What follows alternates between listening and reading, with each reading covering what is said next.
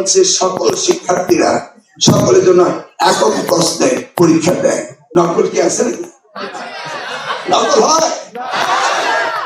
নকল হয় না। আমরা যে নকলে মিল করি সেই নকল এখন হয় না, এখনো কিছুটা হয় ডিজিটাল নকল। তাহলে আমরা আইন করছি যে ডিজিটাল নকল যেন বন্ধ হয়। বুঝতে পারেন? নকল হয় না।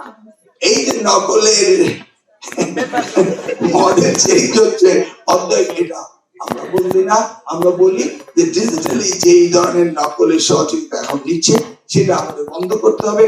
প্রশ্নপত্র কন্টিনিউসলি ফাঁস হতো, এবার আমরা এসেছি, কিন্তু এই প্রশ্নপত্র কিন্তু বিগত গভর্নমেন্টই করে গিয়েছে, আমরা করতে পারিনি। আমরা তো আসলে রিসেন্টলি তো ইন্টারমিডিয়েট আমরা করছি, প্রশ্নপত্রের জন্য ফাঁস না হয়।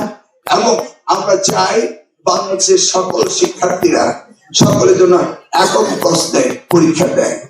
এই সিলেটের একটা প্রশ্ন, রাজশাহীর একটা প্রশ্ন, ঢাকার একটা প্রশ্ন,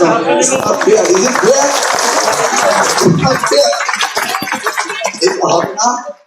একক প্রশ্ন হবে। আরেকটা জিনিস, যখন স্টুডেন্ট আছে সেই জন্য বলছি যে we don't want to carry on the legacy of the failure students. একজনে একবার ফেল করবে, দ্বিতীয়বার তার কোর্স চেঞ্জ হবে, আবার প্রশ্ন করবো, তৃতীয়বার ফেল করবে, তার জন্য প্রশ্ন করবো, তৃতীয়বার ফেল করবে, তার জন্য প্রশ্ন করবো। No, no, no, no, no, no, we are not for that. You go to the vocational, technical education. There's a lot of education you can go, you can shift.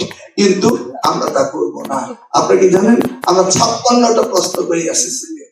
ওই যে কে কয় বিষয়ে ফেল করছে তার প্রশ্ন সিলেবাস চেঞ্জ দিছে, ওই জন্য এক প্রশ্ন, তারপর প্রশ্ন, তারপর জন্য 4 বার আমরা একজনকে চেষ্টা করি।